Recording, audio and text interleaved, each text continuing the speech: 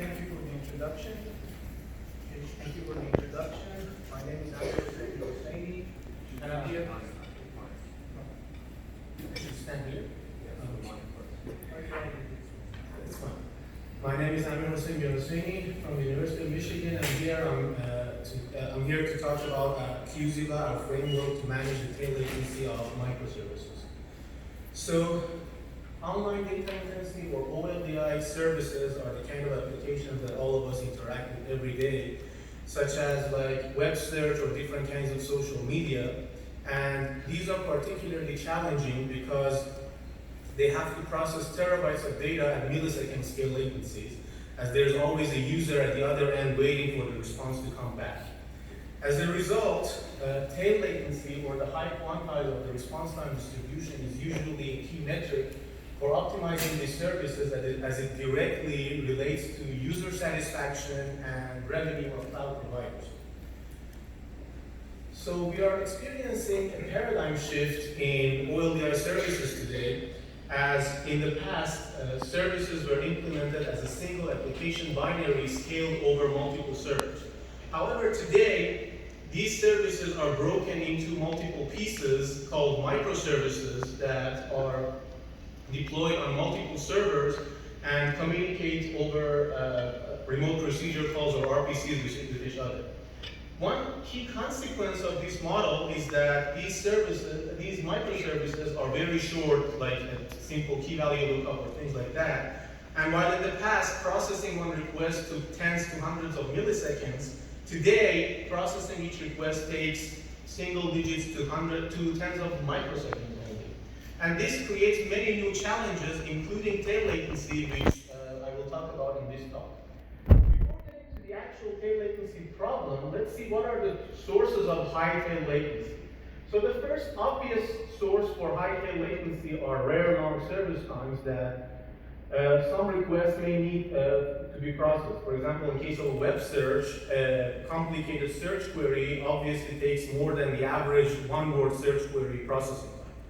The other source of tail latency is what we call system hiccups, or different kinds of events that come from the system that slow down processing a request in the middle of it before it can move on. But the third, and in our view, the most important source are the queuing delays, which I say basically they are the most important source because they can exacerbate the two other sources as well. And why is that? Basically, when a request at the head of the task queue takes longer than average to be processed, everybody behind it experiences a very long wait time, and this is a phenomenon called head-of-line blocking, which basically makes those small requests form the tail of the response time distribution, even though they don't take long time to be processed themselves. So basically, we want to come up with efficient queuing mechanisms that are specifically tailored for microservices. And that is exactly what we do in Q-Zilla. So in Q-Zilla, we find systematic ways to distinguish long tasks, or as we show as elephants here, from the nominal average ones like the mice here, and make sure that mice do not experience long queuing delays behind the elephants and do not experience head-of-line blocking. So Q-Zilla has a theoretical scheduling front end, namely the SQDCTA algorithm, which I will get into in the rest of this talk, and a microarchitecture backend, or what we call as Q-Zilla, which efficiently implements it in hardware. Altogether, we show that Q-Zilla is able to improve the tail latency of microservices by more than 2x over conventional server architectures. So in the rest of this talk, first I will give you some background information on classic queuing approaches and a baseline architecture called express lane simultaneous multithreading. Then I will talk about the Q-Zilla framework, both the scheduling front end and the microarchitecture back end of it. And finally, I give you some evaluation results. So first, let's see what the classic queuing approaches for microservices are.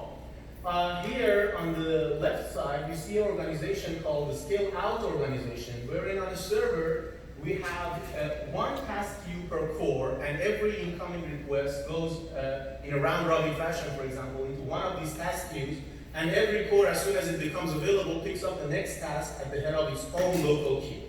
On the right side, you see an organization called the scale-up organization, wherein there is only a single task queue shared across all cores, and all the requests go into the same shared task queue.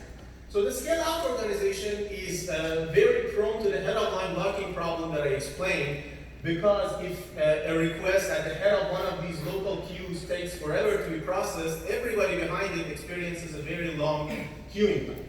The scale-up organization in principle solves this problem, but in the age of microservices, because they're very short, and especially as we're moving towards more and more cores on a server, there will be very high contention on the chip for synchronizing and fetching tasks from this queue, and therefore it's not really a practical solution.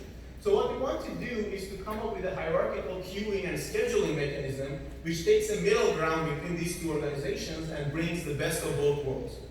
So the hierarchical queuing organization, or as we called it, server pooling in a prior work, lies on a key observation that says that we do not really need to share a single queue across all the cores on the server.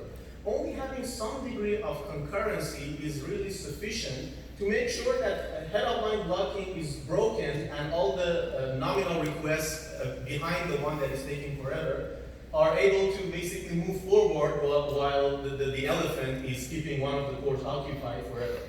Specifically, what we want to do is to implement this strategy across all hyperthreads or hardware threads within a single physical core, and the reason is that all those hyperthreads share the same L1 cache, and therefore this shared task queue will be placed in that L1 cache, and the overhead synchronization and cache coherence overheads for fetching tasks from that queue would be minimal. However, the problem would be that the number of hardware threads in modern cores is usually small, like 2 in Intel cores and at most 8 in IBM cores, and that is not really enough to completely solve this problem. So we want to augment it with some form of scheduling to be able to completely tackle the tail latency problem. So in a prior work called Express Lane Simultaneous Multithreading, or ESMT, we have tried to do that. And basically the way we do it is that we design an SMT core with two physical contexts. One of them is designed for short tasks, the nominal ones, or the mice, and the other one is designed for elephants, the long ones, the very long ones. All the tasks in form of different threads enter a context queue, get processed on the first physical context. However, when they reach some predefined service cutoff point, we understand that they're actually elephants. They're long, so we preempt them, move them to the second context queue, and they will wait there until they can continue execution on the second physical context of the core. So this scheme provides an express lane for short tasks, like in grocery stores, and makes sure they do not experience head-of-line blocking. This scheme in general, in the queuing theory world, is called size interval task assignment, or SITA. This scheme looks to be solving all the problems, however it does not, and the reason is underutilization. The thing that I'm showing here is a very common case that might occur where we only have nominal short tasks in the system. There is no elephant available at the moment, and as a result of this design, the second physical context of the core would remain underutilized and nothing would run there. Moreover, on top of this, when the first elephant enters, it has to be preempted unnecessarily, enter the second context queue, and get rescheduled on the second physical context, while it could stay on the first physical context, and all the mice behind it basically be redirected to the second physical context. So basically what we want to do is to battle all these underutilization and unnecessary preemptions to basically make this design better. And to do that, we actually take a step back and try to formalize the problem in a queuing theory terminology. So what we do is that we define a system with multiple queues or lanes. All the tasks enter this first lane. They get processed on a server. When they reach a predefined cutoff point, they get preempted, enter the second lane, and so on. And then we have the same number of servers. However, instead of trying to statically allocate these servers to the queues permanently, what we want to do is that dynamically we reallocate these servers to the queue so that we can improve the utilization of the system and prevent preemptions as much as we can. So we designed an algorithm called server queue decoupled size interval task assignment, or SQDCTA, and basically this algorithm is a pretty general algorithm. It can be implemented across cores on a server entirely in software for classic millisecond scale services, or implemented in hardware across hyperthreads for microsecond scale microservices. So at a high level, what this algorithm does is that it provides bounds on the number of servers that can be allocated to each lane, basically an upper bound and a lower bound. And what these bounds do is that they prove that if these bounds are met at every single lane, the starvation doesn't happen in any other lane. So what is a starvation? The starvation is a scenario where there is a task in one of the queues, but there is no server allocated to that queue.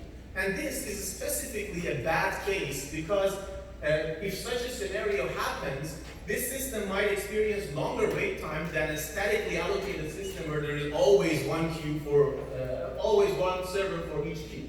So we don't want a starvation to happen, and by guaranteeing that these bounds are met at every lane, we can ensure that a starvation doesn't happen at any lane.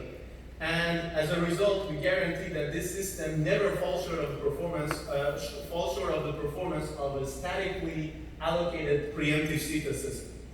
So the procedure, even though it looks complicated, is pretty simple, but I don't go over it. Instead, I go over an example that specifically shows the upper bound criterion, and we see why it's important. So let's consider a system with 3 lanes and 3 servers. All of them are allocated to the first lane in anticipation of new arrivals. The first task enters the system, gets immediately served on S0. The second task, the yellow one, enters the system, gets immediately served on S1. The third task as well. But now things get interesting. Let's consider the case where the first task reaches the first cutoff point, alpha, and is preempted. It enters the second lane, and what the algorithm does at this point is that it reallocates S0 to the second lane, to lane 1, and it picks up the same task again. So what it looks like is that even though conceptually the mapping of the server to the lane has changed, because the same task continues on the same server, it basically looks like no preemption happens, and the preemption is basically elided. The same thing happens for the second task, and here I'm not even showing the preemption anymore because it doesn't really happen. However, when the third task reaches the cutoff point, it is preempted and enters the second lane, but the algorithm cannot redirect or reallocate the server to the second lane anymore. And the reason is that it would result in an upper bound violation in lane 1, which would immediately result in starvation in lane 0. So how does that happen? Let's see what happens if the algorithm actually does this. The algorithm, let's consider a case where it reallocates S2 also to lane 1 to pick up the green task, and this would result in an upper bound violation in lane 1, which would result in a starvation in lane 0. Now, if the task, the red one, enters lane 0, there is no server to serve it, and as a result of that, the red task might actually experience a longer wait time compared to a system where servers are statically allocated to lanes and there's always one server for each lane. So basically, this algorithm only always allows the task to follow, always allows the server to follow its task, unless it would result in an upper bound violation, which basically leads to the starvation. So, to summarize the algorithm, SQDCTA algorithm is an algorithm which tries to provide an express lane for short lanes through incremental preemption to basically prevent head-of-line blocking and excessive queuing delays. But it also tries to dynamically reallocate servers to lanes in order to maximize utilization and minimize the number of preemptions. It has some provable properties. Basically, it guarantees that starvation never happens, basically a scenario where there is a task in a lane but there is no server to serve it. and it guarantees that it maximizes utilization unless it results in starvation. It also minimizes the number of preemptions unless, again, it results in starvation. So again, this is a general algorithm. It can work across cores or hyperthreads, but we are particularly interested in an implementation in hardware across hyperthreads for the era of microservices. So let's see how we can implement it efficiently in hardware for microservices. And that leads us to the implementation, or Q-Zilla. So Q-Zilla is really a synthesis of three key ideas. The first key idea is the express lane simultaneous multithreading, or the ESMT microarchitecture that I talked about. Basically, it has two physical contexts for long and short tasks, the elephants and mice. Then the second key idea is augmenting it with HPCA scheduling to make sure that utilization is maximized and unnecessary preemptions are prevented so that the minimal tail latency can be achieved. And finally, it has an automatic load adaptation system. Before I explain that idea, I want to give you some background context. So the baseline of Q-Zilla is an SMT core, basically, with two physical contexts or more than that. So there is actually a very long debate in the computer architecture community whether SMT is a good idea in data centers or not. Some people really think it's a good idea because it improves utilization and throughput. So basically, effectively, it reduces TCO costs. Some people, including myself, have said that it's a bad idea because it introduces thread interference and hurts tail latency. So we want to see who's right in here, and it turns out they're both wrong.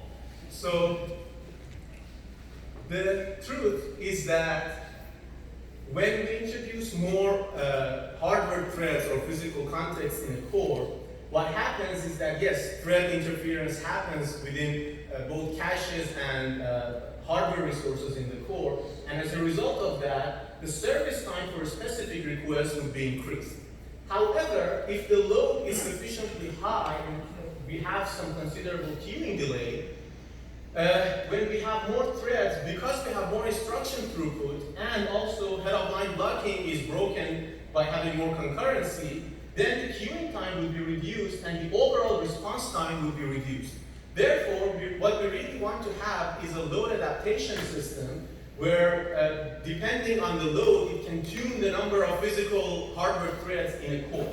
And that's what Q-Zilla does. It has an offline profiling phase, which basically profiles the application and finds these break-even points across the optimal number of hardware threads, and an online adaptation phase, which, by measuring the load at runtime, tries to tune the number of physical contexts during execution. Altogether, using these three key ideas, Q-Zilla is able to minimize the tail latency within a single physical core and obviate the need for a cross-core shared scale-up task queue. So this was Q-Zilla. Let's see how Q-Zilla actually performs. For the sake of time, I have only brought one set of results here for the case of two physical contexts. And what I'm doing is that I'm comparing the tail latency of an SMT design, an ESMT design, express lane simultaneous multithreading, and Q-Zilla.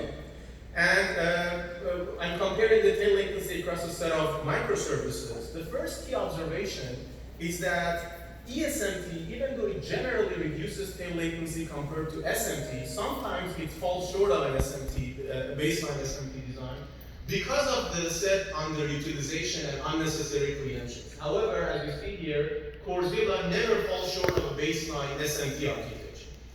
And specifically, it is able to reduce the tail latency by more than 2x compared to baseline SMT cores.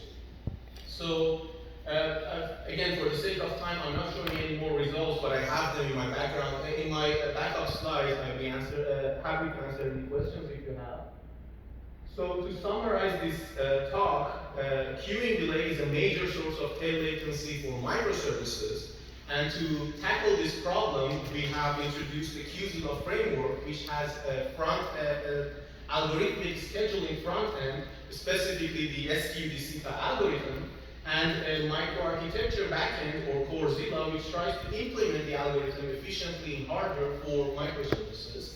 And altogether, we show that Q-Zilla is able to improve the tail latency of microservices by more than 2x over conventional server architectures. With that, thank you very much, and I'd be happy to take any questions you may have.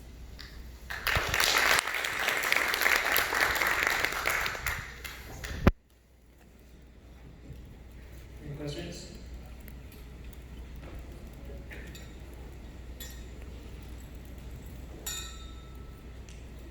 I have one question. So you mentioned utilization can be maximized only if it does not result in starvation. Can this be relaxed to always achieve maximum? Sure, that's actually a very, very good question. So, if I have a backup slide for that actually. You see, I have more results if somebody asks. So, SQDCTA, as I said here once, it tries to maximize utilization and minimize the number of preemptions unless it would result in starvations. But the key property is that it bounds the number of preemptions. At most, each task is preempted once across different lengths. We have also proposed a better variant, or I shouldn't say better, a different variant of this algorithm called interruptible SQDCTA or ISQDCTA, which basically completely maximizes utilization, but does not provide any bounds on the number of preemptions. So a task might be preempted many, many times, but it guarantees that there is never a server underutilized if there is any task in the system in any queue. So, and there are trade-offs where SQDCTA is better, where ISQDCTA is better, specifically where the cost of preemptions is lower, ISQDCTA might be a better option. Thank you. Any other questions? Well, I guess we'll finish up early. Thank you all for coming, and please enjoy the coffee break.